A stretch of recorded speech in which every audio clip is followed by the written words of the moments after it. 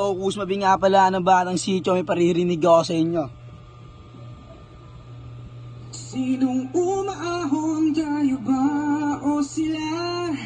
Mga ngiti nila habang Yo, Batang Sityo represent Gucci Type 11 Classes worldwide.